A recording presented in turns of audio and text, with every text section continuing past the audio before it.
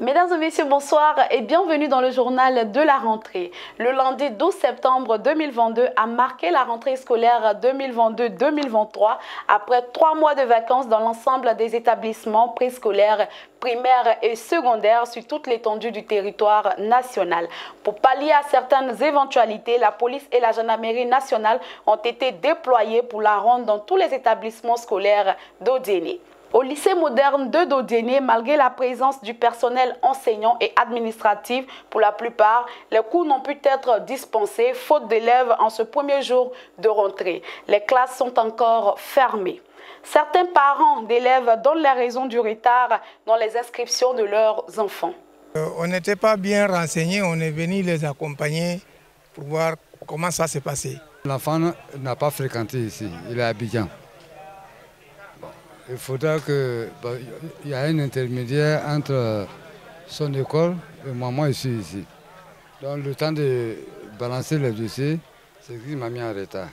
Le proviseur du lycée moderne 2, Sila Brahima, a rassuré que toutes les dispositions ont été prises pour le démarrage effectif, à savoir la disponibilité de documents pédagogiques et les emplois du temps. Oui, les enseignants, ils ont répondu présent, l'administration est là depuis il y a 2 semaines. Les enseignants sont venus nombreux aujourd'hui. Ils ont reçu leur emploi du temps, qui est leur boussole.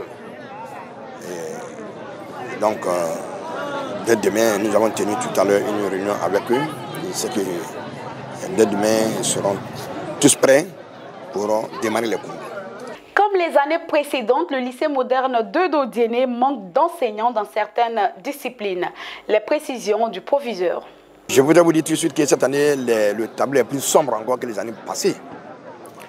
Parce que, on va dire grâce à Dieu, beaucoup de nos collaborateurs de l'année dernière ont été admis à leur concours professionnel. Ils sont au moins 6 personnes. Donc déjà, il laisse des trous.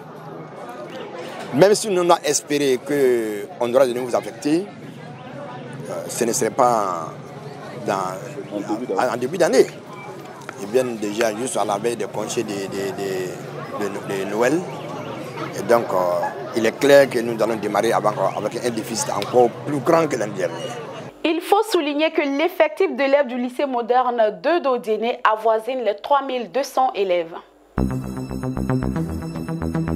Au collège moderne d'Odiéné, c'est le même constat. Les inscriptions se poursuivent. Les parents d'élèves font la queue pour inscrire leurs enfants. Certains élèves éprouvent la joie de retrouver des amis d'école et leurs professeurs. Nous sommes venus faire les inscriptions, puis nous allons commencer les cours.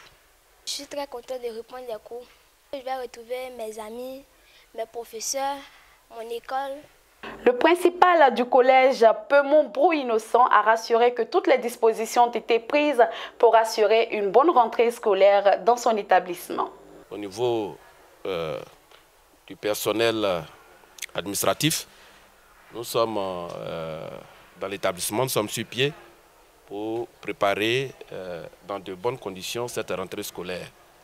Nous avons pris toutes les dispositions nécessaires, comme vous l'avez constaté depuis ce matin, pour accueillir les parents d'élèves et les élèves. En principe, aujourd'hui, 12 septembre, on devait constater que tous les élèves sont en classe. Et donc, nous décrions cela. Depuis quelques années, nous constatons que ça n'a pas véritablement changé. Et nous allons continuer de sensibiliser les parents d'élèves à cet effet.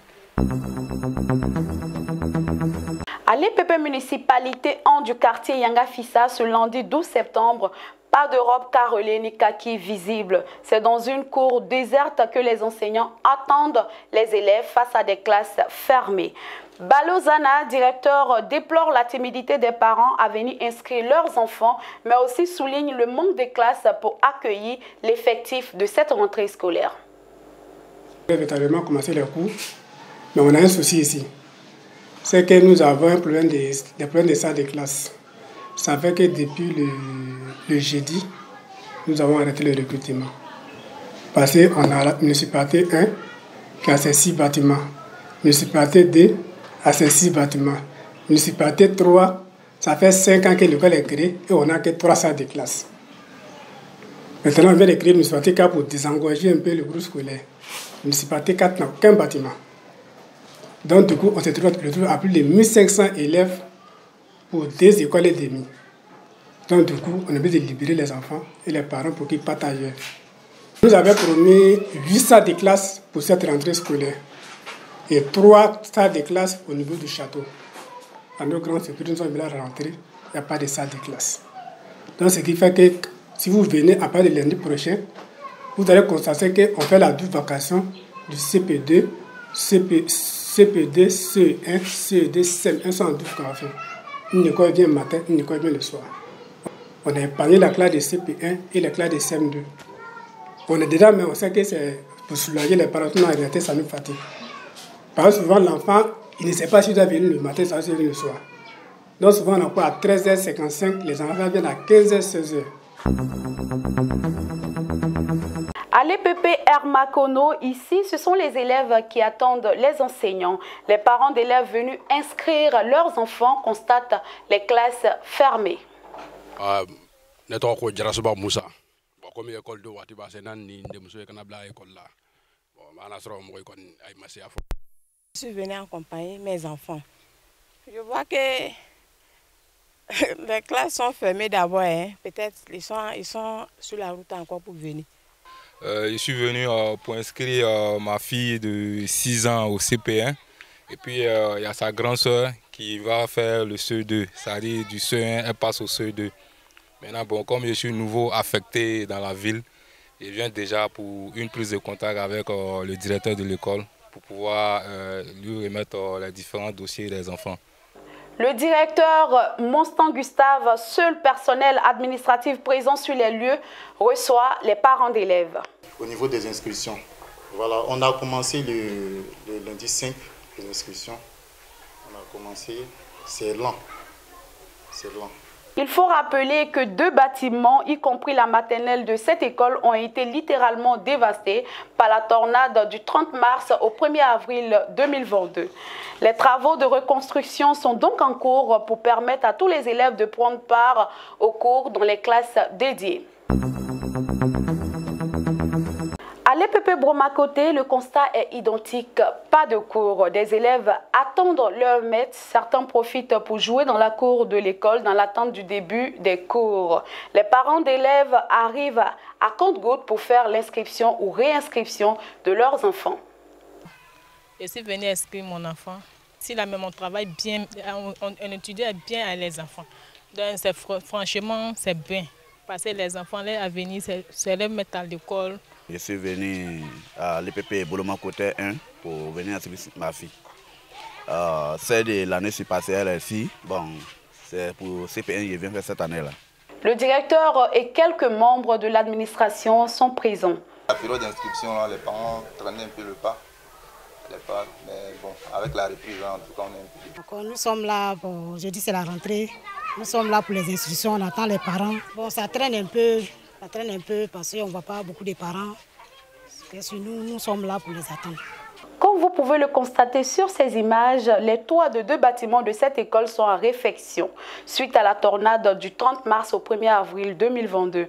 Le directeur rassure que cela ne saurait être une difficulté pour le cours normal des choses. L'école est en réflexion, ce n'est pas encore fini, mais avec ce bâtiment qui est là, on est en train de mettre en place un système de sorte à vraiment accueillir tous les élèves pour que les cours soient vraiment effectifs. Il n'y a pas de souci à ce point. Les parents n'ont pas à s'inquiéter, les cours seront vraiment effectifs. Ailleurs, dans le Kabadougou, à l'EPP Sokorodougou, dans la sous-préfecture de Bako, les cours n'ont pas débuté également. Les enseignants sont présents et attendent leurs élèves. Le directeur Sila Mamadou, qui nous a reçus, indique que les parents traînent encore les pas dans les inscriptions de leurs enfants. Ce directeur cet établissement depuis 2015. Il faut dire que cette année, nous attendons beaucoup d'inscriptions au CP1. il y a 23 qui viennent de la maternelle de Sokorodougou. Et nous attendons encore les parents. Il faut dire que jusque-là, vraiment, les parents ne se bousculent pas pour inscrire leurs enfants. Donc nous avons quelque peu cette difficulté-là. À l'EPP Sokorodougou, certains bâtiments souffrent des problèmes d'étanchéité qui détruisent les plafonds, fait savoir le directeur. Il demande aux bonnes volontés de se manifester pour la réparation des toits. Oui, bon, comme vous le constatez, nous avons besoin d'une réhabilitation, notamment EPP Sokorodougou. Comment dirais-je, au niveau de la toiture, vraiment l'étanchéité fait défaut. L'étanchéité fait défaut. Voilà, donc on a besoin d'une réhabilitation à ce niveau. Au groupe scolaire de Bako, situé à 41 km d'Odéné, les cours n'ont pas débuté. Les inscriptions sont au ralenti. Alima Koulibaly, directrice de la maternelle, donne ici quelques raisons dans la lenteur des inscriptions. Avec les travaux de la clôture, là, surtout le ciment, certains trouvent que le ciment est toxique pour leurs enfants, donc ils préfèrent garder les enfants à la maison. Donc à partir, l'entrepreneur nous a promis que d'ici le lundi prochain, les travaux prendront fin. On passe dans le village pour donner l'information afin que les nouveaux inscrits, afin qu'on ait plus de nouveaux élèves. Parce que ceux qui étaient là l'année dernière, ceux de la grande section vont au primaire, vont au CP1. Maintenant, il faut remplacer les élèves de la petite section, puisque ceux de l'année passée vont en moyenne section. Autrefois exposée à toute éventualité, l'école maternelle de Bako est désormais en sécurité avec la construction de la clôture par la mairie de Bako, source de remerciements de la directrice à l'endroit de la maire de Bako, Kone Mabana. Elle invite également les cadres et les autorités administratives à être plus regardants des tout-petits afin qu'ils apprennent dans de meilleures conditions. Je vais dire merci d'abord à Madame le maire, qui nous soutient depuis notre arrivée ici. Elle fait l'effort, en tout cas, de subvenir à nos besoins. Donc, vous avez vu que la maternelle, il n'y avait pas de clôture, mais cette année, en tout cas, par la grâce de Dieu, elle a encore répondu à nos cris. Ce dont nous avons besoin, ce sont des toilettes. Parce que ce sont les toilettes du primaire que nous utilisons. Mais avec la clôture que la mairie vient de nous offrir, il faut que nous ayons nos toilettes à nous-mêmes. Donc des toilettes pour les enfants, pour les élèves de la maternelle. Doumia Mamadou, le directeur de l'EPP Bako En, face à la timidité dans les inscriptions, invite les parents d'élèves à plus d'efforts pour permettre aux élèves de venir à l'école. La rentrée, elle est timide. Nous sommes à 9 inscrits pour le moment au CP, 6 filles et 3 garçons. Donc, le constat est donc que la rentrée au niveau de Bako, du groupe scolaire Bako, elle est également pour le moment timide. Les parents traînent un peu les pas. Le groupe scolaire de Bako est dans l'urgence d'une clôture pour éviter les risques de toute nature aux enfants. Nous espérons qu'après la construction de la clôture de la maternelle, les autorités municipales feront face à cette situation, a souhaité le directeur Doumia Mamadou. Alors, on dirait que l'école est en bordure de route. L'école est en bordure de route. Nous avons besoin nécessairement d'une clôture pour protéger les entrées et les sorties de nos élèves lorsqu'ils vont à la maison. Car bientôt, nous serons dotés de goudron. Donc, les enfants, pour vraiment mieux les protéger, il faut que la clôture soit faite. Dans l'ensemble, nous constatons la timidité dans les inscriptions, a fortiori le début des cours dans le département d'Odéné au premier jour de la rentrée scolaire. Rappelons que le lancement officiel de la rentrée scolaire 2022-2023 a été fait par le Premier ministre Patrick Jérôme Hachi et le ministre de l'Éducation nationale et de l'alphabétisation, le professeur Marietou Kone au lycée moderne Djedji Amonji Pierre d'Adjamé. Pour cette année, plusieurs mesures et recommandations des États généraux du ministère ministère de l'Éducation nationale et de l'alphabétisation EGENA a effet immédiat et des mesures dont l'application s'étendra dans la durée seront mises en œuvre. En plus du découpage de la période des congés scolaires déjà actée et édictée, il y a les moyennes de passage.